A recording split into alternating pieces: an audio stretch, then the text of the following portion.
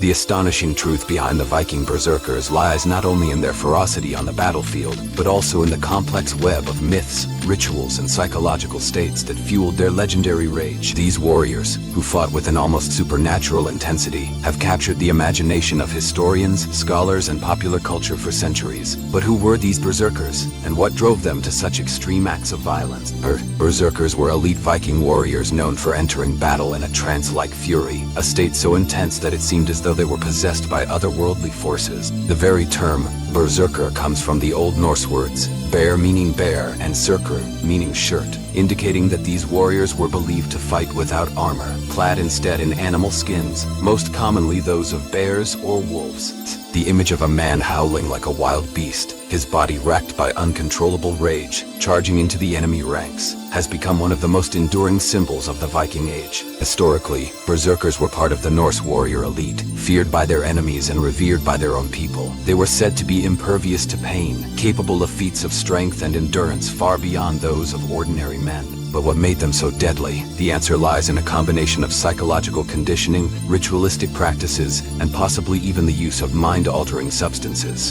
One theory suggests that the berserkers' rage was induced by a ritualistic state known as berserkering. This state was likely achieved through a combination of intense physical training, psychological conditioning, and possibly the consumption of psychoactive substances. Some historians speculate that berserkers may have ingested the hallucinogenic mushroom Amanita muscaria, which is known to induce feelings of invincibility and rage. However, this theory remains controversial, with other scholars arguing that the berserkers' trance-like state could have been the result of self-hypnosis or other forms of mental conditioning. The rituals that surrounded the berserkers were deeply tied to the Norse religion and its pantheon of gods, particularly Odin, the god of war, wisdom, and death.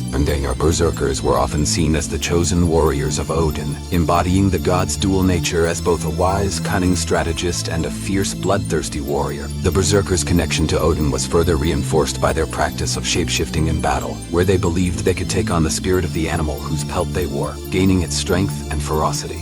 This idea of shapeshifting was more than just metaphorical. In the minds of the Vikings, the berserkers were literally transforming into animals on the battlefield. This belief was so strong that it influenced the way they fought, with berserkers often adopting the movements and behaviors of wild animals, charging on all fours, biting their shields, and howling like wolves. These actions were meant to strike fear into the hearts of their enemies, who saw not just a man, but a man possessed by the spirit of a deadly predator. The psychological state of the berserkers is another key factor in understanding their behavior. In modern terms, we might describe the berserker's condition as a form of dissociative trance, a state where the individual loses awareness of their surroundings and acts on pure instinct. This trance-like state would have been heightened by the intense physical and emotional demands of battle, as well as the communal rituals that preceded it. The berserkers were not just fighting for themselves, they were fighting for their community, their gods, and their own sense of identity. This connection to community and identity is crucial in understanding the role of the berserkers in Viking society. Far from being mere mindless killers, berserkers were often seen as protectors of their people, using their fearsome skills to defend their homes and families. In this sense, the berserkers were both revered and feared, honored for their strength and courage, but also seen as dangerous, unpredictable forces that could turn against their own if not properly controlled. The duality of the berserkers' nature is reflected in the way they were portrayed in Norse sagas and legends. On the one hand, berserkers were celebrated as heroes, capable of defeating entire armies single-handedly. On the other hand, they were also depicted as wild, uncontrollable forces of destruction, whose rage could not be contained. This duality made the berserkers both revered and feared in Viking society, a status that was both a blessing and a curse. One of the most famous examples of a berserker in Norse mythology is the figure of Bodvar Bjarki, a hero of the saga of the Volsungs and the Hrolf saga, Kraka. Bodvar is described as a bear-shaped warrior who fought with the strength of a bear, tearing through his enemies with unstoppable force. His story highlights the connection between the berserkers and the animal spirits they invoked, as well as the fear and respect they commanded among their peers. But while the berserkers were celebrated in myth and legend, their existence also also raised complex moral and ethical questions. The Berserkers' ability to enter a state of uncontrollable rage was both a powerful weapon and a dangerous liability. This paradox is evident in the way Berserkers were both revered as heroes and shunned as outcasts. They were men who had given themselves over to their most primal instincts, sacrificing their humanity in the process. The fear that Berserkers inspired was not just directed at their enemies, but also at their own people. In the sagas, there are numerous accounts of Berserkers who, in their rage, turned on their own comrades, killing indiscriminately. This uncontrollable fury was seen as both a divine gift and a curse, a force that could protect a community but also destroy it from within. As a result, Berserkers were often viewed with a mix of awe and fear, respected for their power but also kept at a distance. The decline of the Berserkers as a warrior class is closely tied to the Christianization of Scandinavia in the late Viking Age. As the Old Norse religion gave way to Christianity, the rituals and beliefs that sustained the Berserkers fell out of favor. The new Christian rulers of Scandinavia viewed the Berserkers' practices as pagan and barbaric, and they were gradually outlawed. By the end of the Viking Age, the Berserkers had all but disappeared, their legacy preserved only in the sagas and legends of a bygone era. However, the memory of the Berserkers lived on, both in the folklore of Scandinavia and in the popular imagination. The image of the Berserker as a wild, unstoppable warrior has endured through the centuries, influencing everything from medieval literature to modern-day video games and movies. The Berserker's legacy is a testament to the power of myth and the enduring fascination with the darker, more primal aspects of human nature. In recent years, there has been a renewed interest in the Berserkers, driven in part by new archaeological discoveries and advances in the study of Norse culture. Modern historians and anthropologists are piecing together a more nuanced understanding of who the Berserkers were and what motivated them. Far from being mere savages, the Berserkers were complex individuals, shaped by their environment, their beliefs, and the demands of their society. The story of the Berserkers is also a reminder of the power of psychological and cultural forces in shaping human behavior. The Berserkers' ability to enter a state of uncontrollable rage was not just a physical phenomenon, but a product of their cultural beliefs, their rituals, and their sense of identity. In this sense, the Berserkers were not just warriors, they were symbols of the Viking Age itself,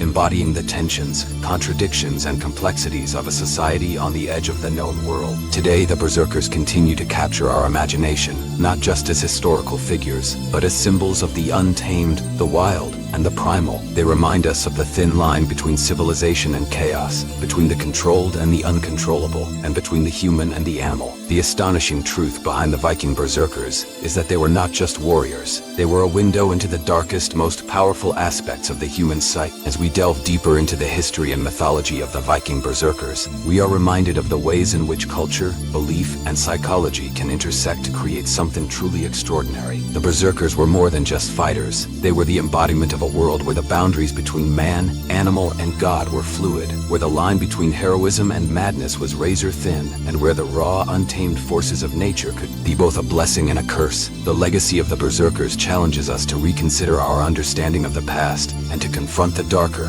more complex aspects of our own nature. In the end, the story of the Berserkers is not just a tale of violence and fury, but a reflection of the human condition itself, a condition that even in the most civilized of societies is never far from the wild, untamed forces that lie within us all. Did Vikings have a code of honor? This question takes us into the heart of a civilization that, though often depicted as barbaric and ruthless, lived by a set of rules and values that governed their society. To understand the Viking code of honor, we must first delve into the cultural, social, and religious practices that shaped their world. Honor, or droppa, was a central concept in Viking society, and it influenced nearly every aspect of life. Unlike modern interpretations of honor, which might be associated with personal integrity or moral righteousness, Viking honor was deeply tied to reputation, social standing, and the expectations of the community. For the Vikings, honor was not just an individual pursuit but a collective one, where the actions of one family member could reflect on the entire kin group. In the Viking Age, a man's honor was his most prized possession. It was a form of social currency that could be gained, lost, or defended. The preservation of one's honor often dictated behavior, and in many cases, it was more important than life itself. This was a society where reputation could determine one's status justice, alliances, and even survival. Viking society was heavily clan-based, and loyalty to one's kin was paramount. The bond between family members, especially between father and son or brothers, was considered sacred. Loyalty extended beyond the immediate family to include the broader kin group or ayat, which could encompass distant relatives.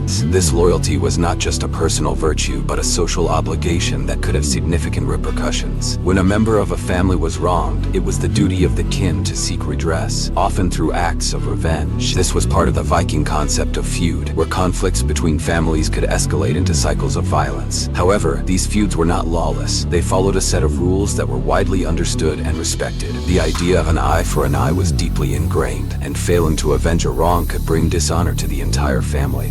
While the Vikings are often seen as lawless raiders, they actually had a sophisticated legal system that played a crucial role in maintaining order and resolving disputes. The Thing, a public assembly, was central to this system. It was at the Thing that disputes were settled, laws were made, and justice was meted out. Every free man had the right to attend and speak at the Thing, which functioned as both a court and a legislative body. The legal system of the Vikings was based on a combination of oral traditions, customary law, and the rulings of the Thing. Laws were passed down through generations and were often recited from memory by law speakers. The legal process was adversarial, with both parties presenting their case before the assembly. Decisions were made by a consensus of free men, reflecting the communal nature of Viking justice. The concept of weregild, or man price, was a key component of Viking law. Weregild was a form of compensation paid by a wrongdoer to the victim's family to settle a dispute. The amount varied depending on the social status of the victim and the severity of the offense. This system was designed to prevent blood feuds by providing an alternative to violence. Viking society was built on a warrior ethos, where courage in battle was highly esteemed. The warrior code demanded that a man be fearless in the face of death, loyal to his comrades, and relentless in the pursuit of victory. To die in battle was considered the highest honor, granting the warrior entry into Valhalla, Odin's Hall of the Slain, where they would fight and feast until the end of days. This warrior code was not just about physical strength, but also about mental fortitude. A true Viking warrior was expected to control his fear, maintain his composure, and show no mercy to his enemies. The sagas are filled with stories of warriors who faced overwhelming odds with unflinching bravery, often choosing death over dishonor. The concept of Berserker gang, or the Berserker's fury, exemplifies this warrior code. Berserkers were feared warriors who were said to enter a trance-like state during battle, becoming immune to pain and capable of extraordinary feats of strength. This state of mind was seen as a divine gift from Odin, the god of war, and was both revered and feared within Viking society. The Vikings were renowned for their raiding and exploration, activities that were deeply connected to their code of honor. Raiding was not just about acquiring wealth, but also about proving one's bravery and gaining renown. A successful raid could enhance a man's reputation and elevate his standing within the community. However, raiding also had its rules. While the Vikings were feared for their brutality, they were not indiscriminate in their violence. Raids were often carefully planned, with targets chosen for their wealth and strategic value. The leader of a raid, usually a chieftain or a king, was responsible for the well-being of his men and the success of the mission. Cowardice or failure in battle could lead to a loss of honor, and in some cases, exile or death. Exploration, too, was seen as an honorable pursuit. The Vikings were among the greatest explorers of their time, venturing as far as North America, the Middle East, and Central Asia. These journeys were dangerous and required immense courage, but the rewards in terms of honor and prestige were significant. Discovering new lands, establishing trade routes, and forging alliances were all ways to enhance one's reputation. The Vikings' code of honor was closely tied to their religious beliefs. The Norse gods, particularly Odin and Thor, embodied the values of courage, loyalty, and honor that were central to Viking society. Odin, the Allfather, was the god of war, wisdom, and death, and was often invoked by warriors before battle. Thor, the god of thunder, was seen as the protector of mankind and a symbol of strength and bravery. The Vikings believed that their fate was determined by the Norns, the weavers of destiny, and that honor and life would determine their place in the afterlife. Those who died honorably in battle were promised a place in Valhalla, where they would fight and feast until Ragnarok, the end of the world. This belief in an honorable death as the gateway to eternal glory was a powerful motivator for Viking warriors.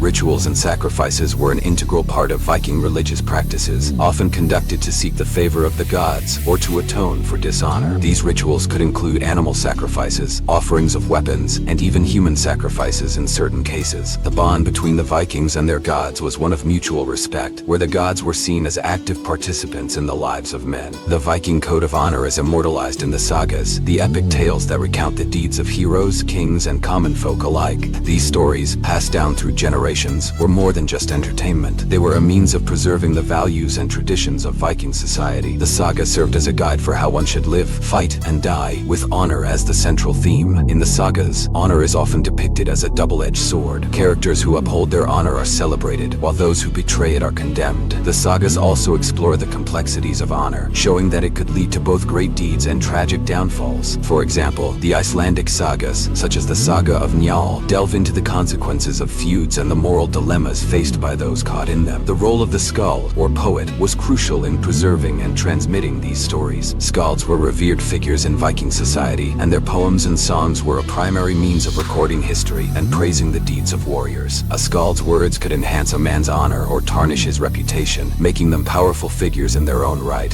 While Viking society was predominantly patriarchal, women also played a significant role in upholding and preserving the code of honor. Viking women were expected to be loyal, strong, and wise, often acting as the keepers of the family's honor. They managed the household, raised the children, and were responsible for maintaining the family's reputation. In some cases, Viking women could take on roles traditionally reserved for men, such as in times of war or when the male head of the family was absent. The sagas recount tales of women who displayed great courage and wisdom, such as Lagertha, the shield maiden who fought alongside men, or Gudrun, whose cunning and resolve were instrumental in the resolution of a deadly feud. Women also had legal rights in Viking society, including the right to inherit property, seek divorce, and demand compensation for wrongs done to them or their family. This legal autonomy gave Viking women a degree of power and influence that was rare in other contemporary societies. The Viking Age eventually came to an end, and with it, the traditional code of honor began to decline. Several factors contributed to this decline, including the Christianization of Scandinavia, the consolidation of kingdoms, and the increasing influence of European legal and social systems. Christianity, with its emphasis on forgiveness, humility, and the sanctity of life, conflicted with the Viking ideals of vengeance, pride, and the warrior's death. As more Scandinavians converted to Christianity, the old ways were gradually replaced by new religious and ethical norms. The Thing assemblies continued, but the laws became more influenced by Christian principles and the emerging feudal order. Consolidation of power under kings and the formation of nation-states also weakened the clan-based system that had upheld the Viking code of honor. Centralized authority, with its emphasis on law and order, reduced the importance of personal and familial honor in favor of loyalty to the crown and the state. Despite the decline of the traditional Viking code, its legacy can still be seen in modern Scandinavian culture and beyond. The emphasis on honor, loyalty, and courage that defined the Viking Age has left a lasting impact on the societies that emerged from it. In contemporary Scandinavian countries, there is a strong sense of social responsibility, fairness, and respect for the law. Values that can be traced back to the Viking Age continue to be studied and celebrated, providing insights into the mindset and values of the Vikings. Moreover, the romanticized image of the Viking warrior, bound by a code of honor, has found a place in popular culture around the world. From literature and film to video games and television series, the Viking code of honor continues to capture the imagination of people fascinated by this complex and enigmatic civilization. In conclusion, the Vikings did indeed have a code of honor, one that was intricate, multifaceted, and deeply woven into the fabric of their society. This code governed their actions in war, law, family, and religion, shaping a civilization that, while often brutal, was also governed by a strict sense of duty and respect for tradition. Understanding this code provides us with a deeper insight into who the Vikings were, not just as warriors, but as a people who valued honor above all else. If you enjoyed this episode, the extraordinary role of Viking women in battle is a topic that challenges many of our preconceived notions about the Viking Age. While popular culture often depicts Viking warriors as fierce, bearded men, the reality of Norse society was far more complex. The role of women in Viking society, particularly in the context of warfare, was both significant and multifaceted.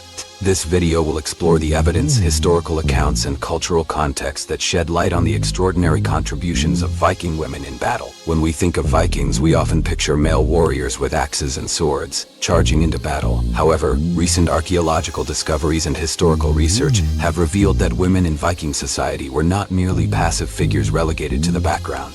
In fact, some women took on roles that were traditionally reserved for men, including participation in warfare. These women were not just supporting players, they were central to the success and survival of their communities. To understand the role of women in Viking warfare, it's essential to first understand the social structure of Viking society. The Vikings, who lived during the late 8th to early 11th centuries, had a society that was both hierarchical and patriarchal. Men typically held the most power, especially in political and military spheres. However, Viking women enjoyed a level of freedom and influence that was unusual for the time. Women could own property, initiate divorce, and in some cases hold positions of power within their communities. The Norse sagas, historical texts that recount the deeds of legendary Norse figures, often describe women as influential and sometimes feared figures. These sagas, while often romanticized, provide valuable insights into the roles women played in Viking society, including their involvement in battles. One of the most compelling pieces of evidence for the existence of female warriors in Viking society comes from archaeological discoveries. In 2017, a groundbreaking study revealed that a famous Viking warrior burial in Birka, Sweden, previously thought to belong to a man, was actually the grave of a high-status woman. This burial, known as BJ 581, contained a wealth of weapons, including a sword,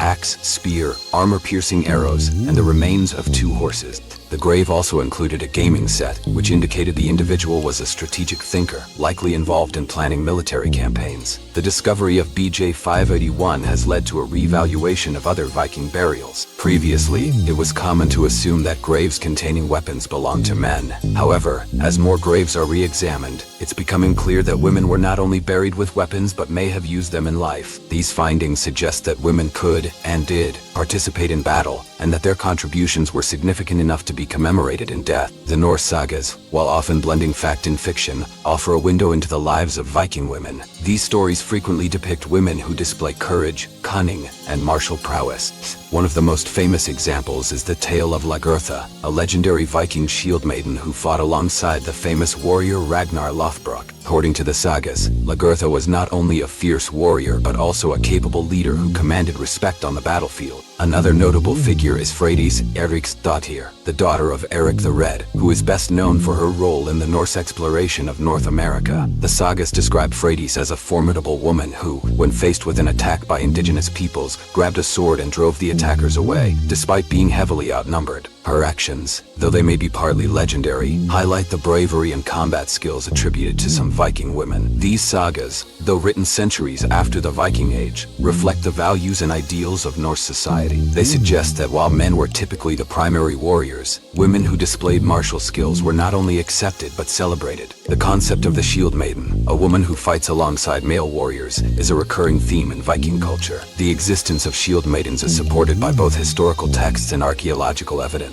These women were trained in the use of weapons, often from a young age, and were expected to defend their homes and families in times of need. In Norse society, the idea of a woman warrior was not as foreign as it might seem. The goddess Freya, one of the most important deities in Norse mythology, was associated with both love and war. She was believed to lead the Valkyries, female figures who chose slain warriors from the battlefield, and brought them to Valhalla, the Hall of the Slain. The Valkyries themselves were often depicted as warrior women, further embedding the idea of female combatants in Norse culture. Moreover, Viking women were often left to defend their homes when the men were away on raids. In these situations, women would need to be proficient in the use of weapons. This necessity likely contributed to the development of the shield maiden tradition, where women were not just defenders of the home but active participants in Viking warfare.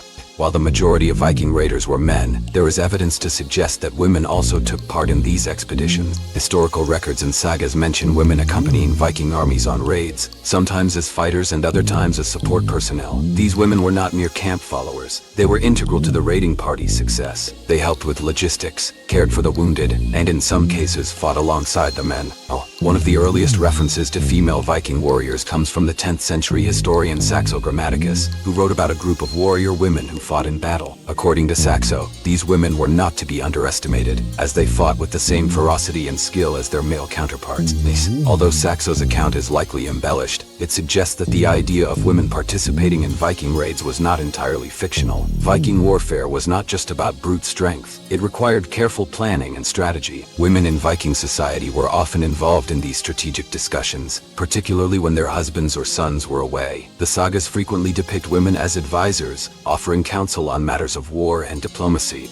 These women were valued for their wisdom and were often instrumental in the success of military campaigns. One of the most famous examples of a woman involved in Viking warfare strategy is Queen Gunhild, the wife of King Eric Bloodaxe. Gunhild was known for her cunning and political acumen, and she played a significant role in her husband's military campaigns. The sagas describe her as a formidable figure who used both her intelligence and her knowledge of magic to influence the outcome of battles. Women like Gunhild were not unique in Viking society. Many women of high status were expected to be well-versed in the art of war, as they were often left to manage their households and lands while their men were away.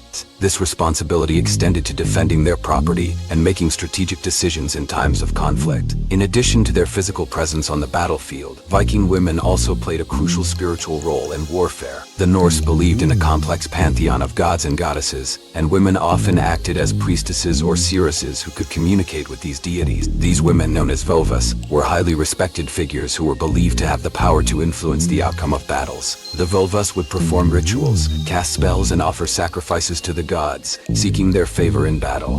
Their spiritual guidance was considered essential for ensuring victory. In some cases, Völvas would accompany Viking armies on campaigns, providing both moral support and spiritual protection. The presence of a Völva was seen as a good omen, and her words were taken seriously by the warriors. The role of women in Viking warfare was thus not limited to physical combat. It also encompassed the spiritual and psychological aspects of battle. These women were not only warriors in their own right, but also the keepers of the spiritual well-being of their communities. The legacy of Viking warrior women has endured through the centuries, influencing both historical scholarship and popular culture. While the idea of female warriors is often met with skepticism, the evidence suggests that Viking women did play a role in warfare, whether as combatants, strategists, or spiritual leaders. Their contributions were significant, and their stories continue to inspire and captivate us today. The modern fascination with Viking warrior women is evident in popular media, where characters like Lagertha from the TV series Vikings have become iconic figures. These portrayals, while sometimes fictionalized, reflect a growing interest in the true role of women in Viking society. As more research is conducted and new discoveries are made, our understanding of these extraordinary women continues to evolve. The extraordinary role of Viking women in battle challenges the traditional view of Viking society as a male-dominated warrior culture. While men were undoubtedly the primary fighters,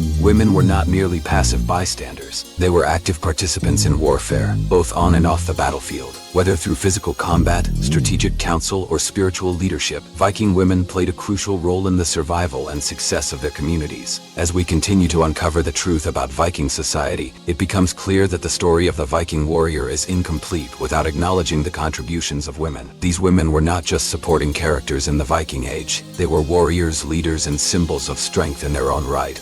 Their legacy is a testament to the complexity and richness of Viking culture, and it serves as a reminder that history is often more diverse and multifaceted than we imagine.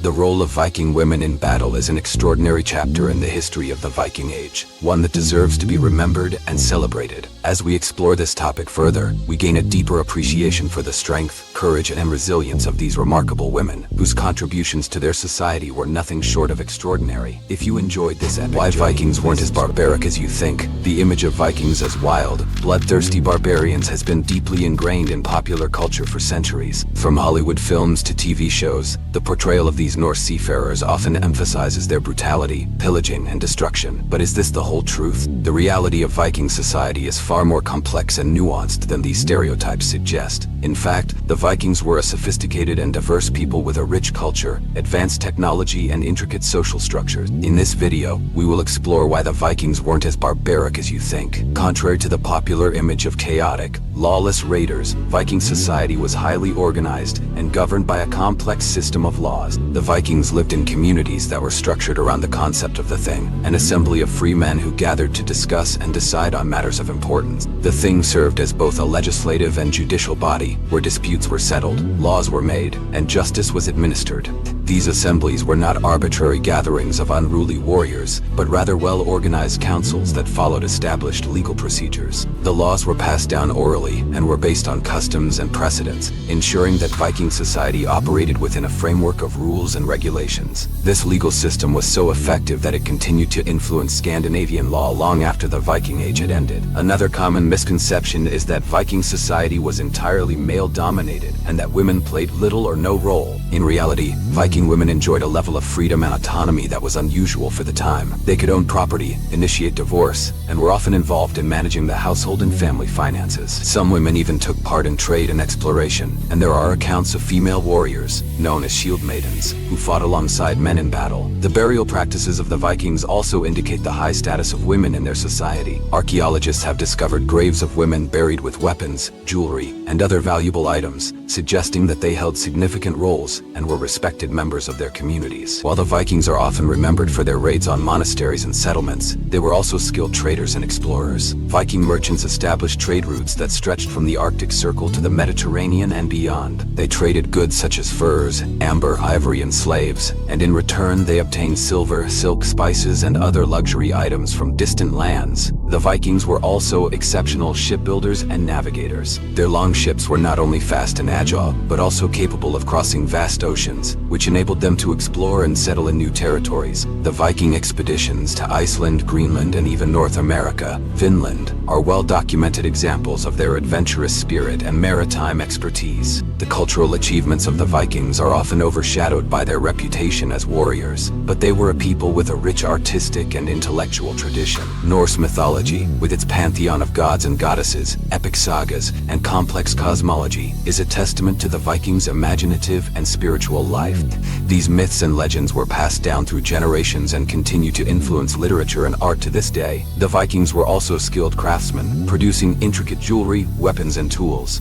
Their artistry is evident in the detailed carvings found on runestones, ship prows, and everyday objects. These items reflect a deep appreciation for beauty and craftsmanship, which was an integral part of Viking culture. Although the Vikings are often depicted as ruthless invaders, they were also shrewd diplomats and formed alliances with various European powers. Viking leaders, such as Rollo of Normandy, established treaties and negotiated with kings and emperors to secure land, wealth, and power. These alliances were not simply opportunistic, but were based on mutual benefit and respect. In some cases, Vikings even served as mercenaries and bodyguards for foreign rulers. The Varangian Guard, an elite unit of Viking warriors, served the Byzantine emperors in Constantinople and played a crucial role in the defense of the empire. This demonstrates that the Vikings were not merely raiders, but also valued and trusted allies in the eyes of some of the most powerful leaders of the time. In addition to their complex legal system, the Vikings had a strong sense of justice that extended beyond their own communities. They believed in the concept of wergild, a form of compensation paid to the family of a person who had been wronged or killed. This system of restitution was designed to prevent blood feuds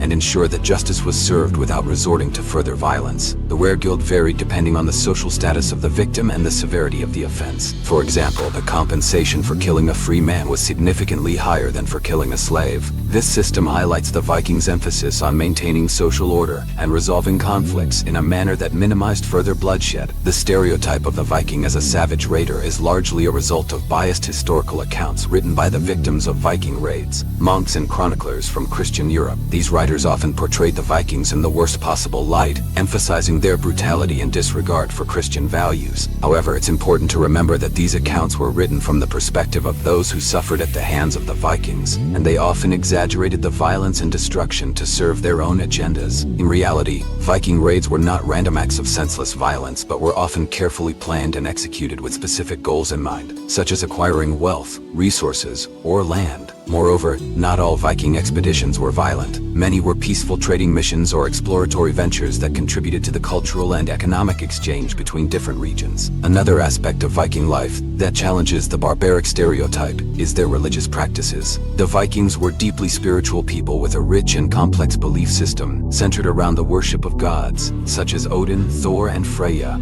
Their religion was not just about war and conquest. It also encompassed values like honor, loyalty, and respect for the natural world. The Vikings performed various religious rituals, including sacrifices, to honor their gods and seek their favor. These ceremonies were often conducted by respected religious leaders known as Goths, who held significant influence in their communities. The importance of religion in Viking society is further demonstrated by the fact that many of their most important legal and political decisions were made in the presence of religious symbols and at sacred sites. As the Vikings settled in different parts of Europe, they did not simply impose their culture on the local populations, but often integrated with them. This process of assimilation led to the blending of Viking and local customs, languages, and traditions.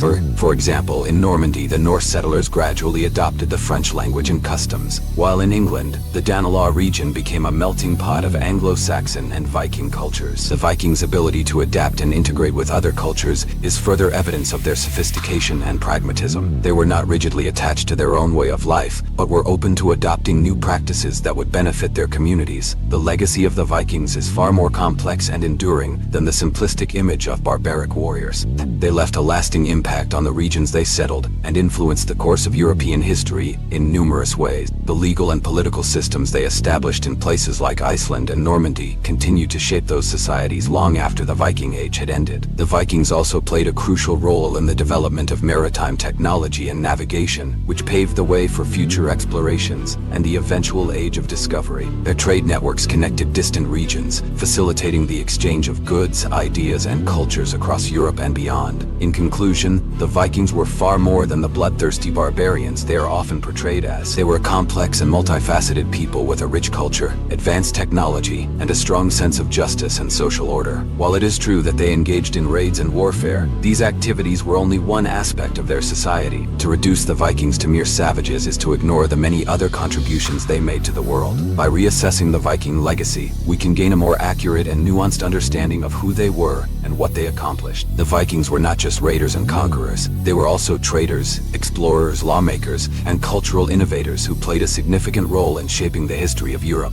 It is time to move beyond the stereotypes and recognize the Vikings for the remarkable people they truly were. Vikings were much more than just fierce warriors. They were also skilled navigators and explorers who sailed across vast and treacherous seas. Many people think of them only as raiders who pillaged and plundered coastal towns, but this view overlooks a fascinating and complex legacy. Did you know that Vikings reached far beyond their homeland, discovering new lands and establishing settlements? Today, we'll dive into their early explorations and uncover the true scale of Viking colonization and settlement. Imagine Vikings setting sail in their longships, navigating unknown waters with incredible skill. They were not afraid of venturing into the great unknown. Their adventurous spirit led them to places like Greenland and even North America, specifically Lanceyogs Meadows in Newfoundland, which is recognized as the first European settlement in North America. Most people think of the Viking Age as a time of brutality, but the truth is that these explorations were fueled by the search for better resources and living conditions. As we dig deeper into these early voyages, you'll see that Vikings were more than just warriors. They were explorers with an insatiable thirst for discovery. They faced formidable challenges as they crossed the Atlantic, navigating treacherous waters while seeking new opportunity. This reveals a side of the Vikings that many are unaware of: their ingenuity, resourcefulness, and determination to expand their horizons. But it didn't stop there. When Vikings arrived at new territories, they didn't just raid and leave. Instead, they established communities, integrating with local populations. They built farms, developed trade routes, and adapted to various environments, whether it was the cold climates of Scandinavia or the lush landscapes of the British Isles. This adaptability allowed them to thrive in their new surroundings, influencing the cultures they encountered. This transformation from raiders to settlers highlights the Vikings' significant role in shaping the regions they inhabited. Many people might assume Vikings were only interested in conquest, but in reality, they were also pioneers in establishing vibrant, sustainable communities. Their legacy is one of resilience and integration, showcasing their ability to not only conquer, but also coexist with diverse cultures. Understanding these early Viking explorations sets the stage for a larger narrative, one of cultural exchange and influence that shaped the history of Europe and beyond. Viking colonization was not just a series of raids and conquests. It was a complex process of exploration and settlement that reshaped entire regions. But how did the Vikings manage to turn foreign lands into thriving communities? When they landed in new territories, they didn't simply plunder and depart. Instead, they established lasting settlements. This often meant integrating with local populations, sharing knowledge, and adapting to new environments. Imagine a group of Vikings arriving on the shores of an unfamiliar land, their longships cutting through the surf. They would assess their surroundings, looking for fertile land, fresh water, and resources that could sustain their new community. As they built farms and homes, they formed relationships with the indigenous people, learning from them while sharing their own customs and skills. This adaptability was key to their survival and success in these new territories. Many people think that Vikings only took from the lands they invaded, but the reality is that they also contributed significantly to these places. For example, in the British Isles, Viking settlers introduced new agricultural practices and techniques. They adapted to the lush landscapes, utilizing the resources available to create thriving farms that supported their families and communities. This interaction with local populations led to a blending of cultures as they learned from each other and created a more vibrant society. But the Viking settlement process was not always smooth. Conflicts arose as some local populations resisted these newcomers. However, the Vikings' resilience and strategic alliances often turned potential conflicts into partnerships. They utilized their skills skills and trade, establishing routes that would facilitate the exchange of goods and ideas. This ability to adapt and forge connections highlights how Vikings were not merely raiders, they were settlers who transformed the lands they touched. As we delve deeper into this subject, you'll see how Viking settlement was a testament to their pioneering spirit. They left a lasting impact that shaped the cultural and social landscape of Europe, proving that their legacy is far more nuanced than the stereotype of brutal warriors suggests. By understanding their settlement process, we can appreciate the Vikings' role in creating a more interconnected world. Viking settlements were more than just outposts. They were vibrant hubs of cultural exchange and adaptation that left lasting legacies in the regions they touched. But what exactly happened when Vikings settled in foreign lands? When they arrived at new territories, they didn't just come as conquerors. They integrated with local populations and established communities. This blending of cultures was driven by necessity, as the Vikings recognized the value of the resources and knowledge that local peoples had to offer. Many people think of Vikings as ruthless warriors, but the reality is that they were skilled settlers who adapted to their new environments. They built farms, learned agricultural techniques, and developed trade routes that benefited not only themselves, but also the local populations. For instance, in the British Isles, Vikings introduced new farming practices and even improved existing ones. This adaptability allowed them to thrive in diverse climates, whether it was the cold, harsh landscapes of Scandinavia or the lush fields of England and Ireland. The process of settlement also involved a significant degree of interaction with the locals. Vikings often married into local families, establishing relationships that strengthened their foothold in these new lands.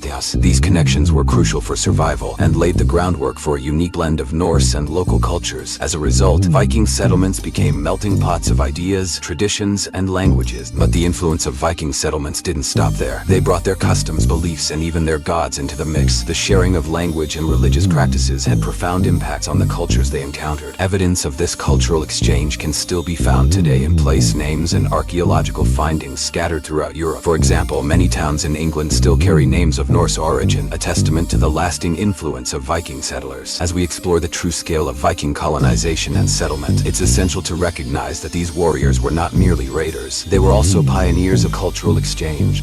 Their ability to adapt, integrate, and innovate highlights a more nuanced narrative about who the Vikings were and the lasting impacts they had on the regions they settled. This story of Viking settlement serves as a reminder that history is often more complex than it appears at first glance. The legacy of Viking colonization is profound and far-reaching, impacting not just the lands they occupied, but the very fabric of modern society. Most people think of Vikings as mere raiders, but the reality is that they were also key players in shaping cultural and social dynamics across Europe and beyond. Their exploration and settlement patterns created pathways for migration and exchange that are still felt today. Vikings didn't just conquer, they blended. When they settled in new lands, they did so with the intent to integrate. They built thriving communities that reflected a mix of their own Norse culture and the traditions of the local populations. This fusion is evident in the way they adopted local agricultural practices, shared technological advancements, and even incorporated local languages into their own. This adaptability was essential for their survival in diverse environments, from the cold fjords of Scandinavia to the rolling hills of England. Moreover, Viking trade networks were established alongside their settlements, expanding their influence far beyond the reaches of their immediate territories.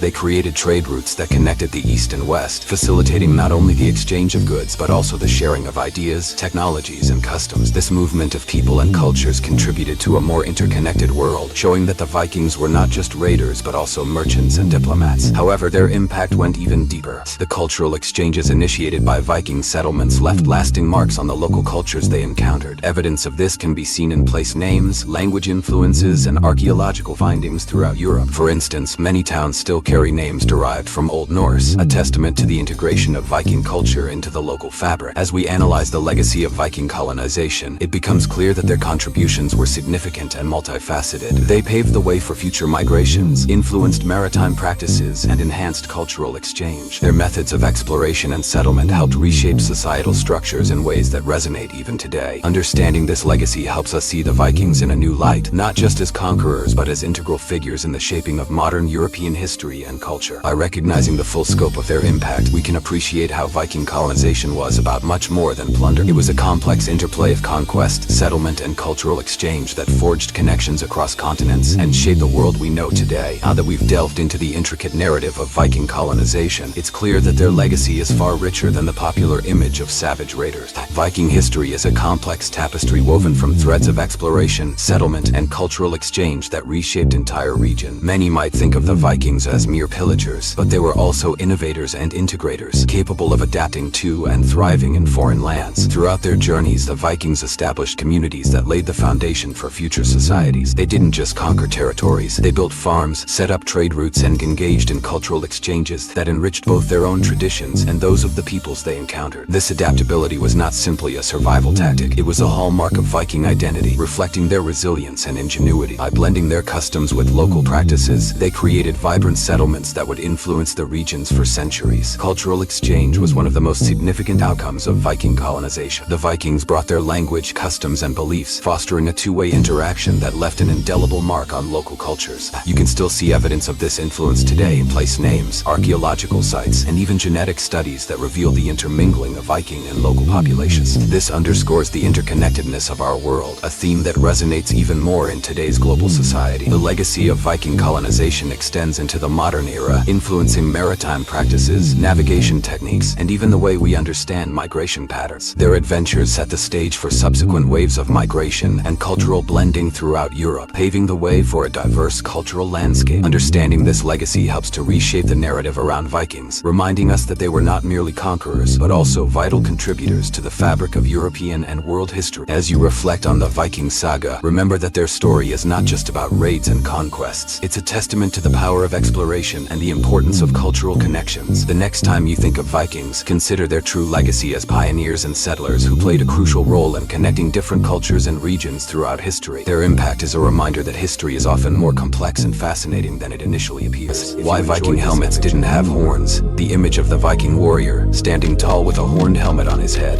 is one of the most iconic representations of medieval Norse culture. Yet this image, deeply embedded in popular culture, is entirely a myth. Viking helmets did not have horns. In fact, the idea that Vikings wore horned helmets is a modern invention, one that has been perpetuated through centuries of artistic representations, theater, and eventually, film and television. To understand why Viking helmets didn't have horns, we must delve into historical evidence, archaeological findings, and the broader cultural contexts that gave rise to this enduring misconception. To begin with, let's explore what we know about Viking helmets based on archaeological evidence. The Vikings were seafaring Norse people from Scandinavia who lived between the late 8th century and the early 11th century. They were known for their raids, trading, and settlements across Europe, but also for their craftsmanship and distinctive warrior culture. Helmets, like swords and shields, were crucial elements of a Viking warrior's armor. However, helmets were not common among Viking warriors. They were expensive to produce and likely reserved for the wealthiest or most important individuals, such as chieftains or high-ranking warriors.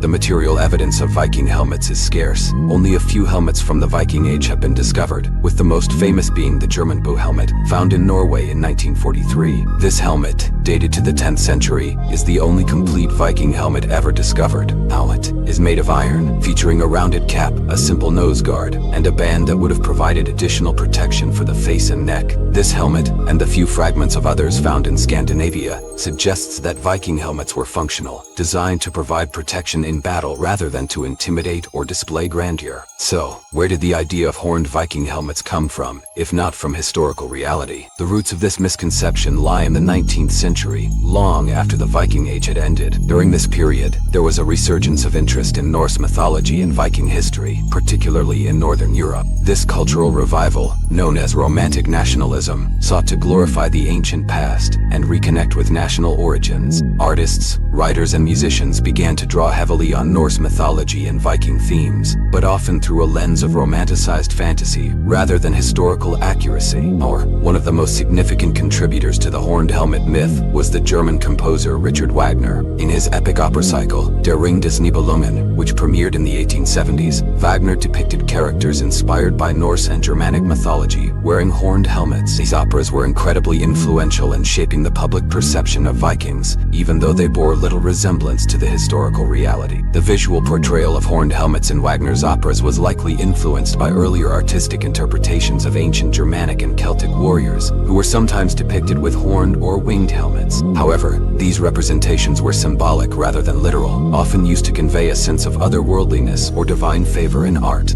Wagner's operatic characters, though fictional, became enduring icons, and the imagery of horned helmets soon spread beyond the stage. The 19th century also saw the rise of visual arts that further embedded the horned helmet myth into popular consciousness. Painters and illustrators, inspired by the Romantic movement, began to depict Vikings as fierce, barbaric warriors, often adorned with horned helmets. These images were not based on historical evidence, but rather on the imaginative interpretations of artists who sought to evoke a sense of ancient, untamed power. The myth was further popularized in the 20th century with the advent of cinema, and later television. Early Hollywood films and comic books often portrayed Vikings as brutal marauders with horned helmets, a trope that was easy to recognize and visually striking. The image became a convenient shorthand for Viking identity in popular culture, despite its inaccuracy. One notable example is the 1958 movie, The Vikings, starring Kirk Douglas and Tony Curtis. The film, though a box office success, was historically inaccurate in many respects, including its depiction of Viking helmets. The exaggerated costumes, complete with horned helmets, helped to cement the false image in the minds of audiences worldwide. Later, cartoons like Hagar the Horrible, a long-running comic strip that began in the 1970s, played with the stereotype of the horned-helmeted Viking for comedic effect. Although these portrayals were intended to entertain rather than educate, they inadvertently reinforced the misconception that Viking helmets had horns. Turning to the archaeological record, it's important to emphasize that no Viking helmet with horns has ever been found. The helmets discovered from the Viking Age are all practical in design, intended to protect the head during combat.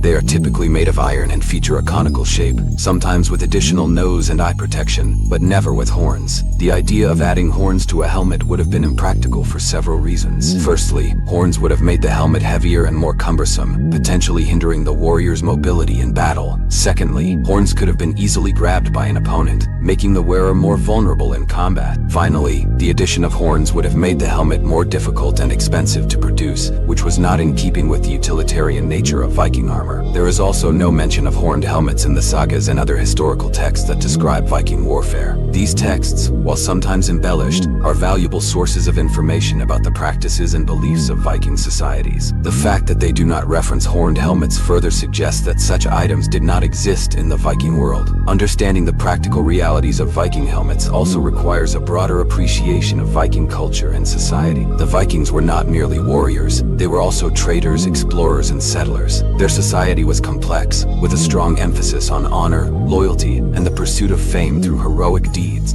The helmets worn by Vikings were likely symbols of status and protection rather than instruments of intimidation. In the Viking Age, a helmet would have been a valuable and cherished possession, perhaps passed down through generations. The idea of adding decorative elements like horns, which would have no practical use, runs counter to the utilitarian ethos of Viking craftsmanship. Moreover, Viking art and iconography often featured intricate patterns, animals, and mythological scenes, but there is no evidence to suggest that horns were a common motif in their depictions of warriors. Instead, the Viking aesthetic favored symbolism that reflected the natural world, the gods, and the heroic ideals of their culture. While Viking helmets did not have horns, it is worth noting that horned helmets did exist in earlier and contemporary cultures. For example, horned helmets have been found in Bronze Age Europe, dating back to around 1500 BCE.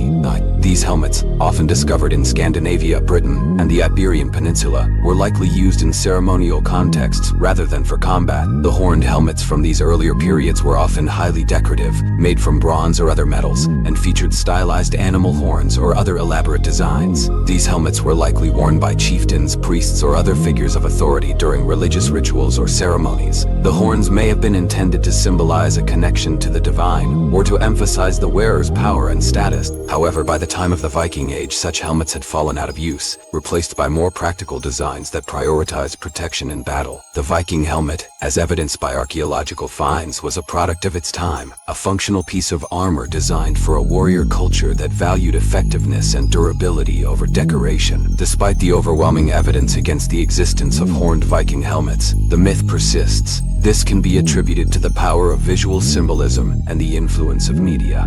The horned helmet has become a powerful icon, representing not only the Vikings but also a broader idea of untamed barbarism and martial prowess. In modern times, the image of the horned Viking helmet has been adopted by sports teams, mascots, and even certain neo-pagan groups as a symbol of strength and ferocity. The helmet's horns, though historically inaccurate, convey a sense of primal power that resonates in popular imagination. Additionally, the myth has been perpetuated accompanied by reenactments, festivals, and other cultural events that celebrate Viking heritage. Many of these events strive for historical accuracy. The horned helmet remains a popular and recognizable element of Viking imagery, often used for its dramatic visual appeal rather than its authenticity. While the horned helmet myth may seem harmless, it is important to recognize the value of historical accuracy, especially in educational contexts. Misconceptions about the past can distort our understanding of history and lead to the perpetuation of stereotypes and inaccuracies. For those interested in Viking history and culture, it is crucial to approach the subject with a critical eye, seeking out reliable sources and evidence. The true history of the Vikings is fascinating and complex, filled with achievements in exploration, trade, and culture that extend far beyond the battlefield. By dispelling myths like the horned helmet, we can gain a deeper appreciation for the realities of the Viking world and the people who lived in it. The idea that Viking helmets had horns is a modern myth, born out of 19th century romanticism and perpetuated by popular culture. Archaeological evidence, historical texts, and cultural context all point to the fact that Viking helmets were practical pieces of armor, devoid of decorative horns. While the image of the horned Viking warrior has become an enduring symbol in popular culture, it is important to separate fact from fiction. Understanding the true nature of Viking helmets allows us to appreciate the ingenuity and practicality of Viking craftsmanship, as well as the rich and complex culture from which it emerged. If you enjoyed this epic journey, please subscribe to our channel for more thrilling historical tales. Don't miss out on new videos. Hit the notification bell to stay updated.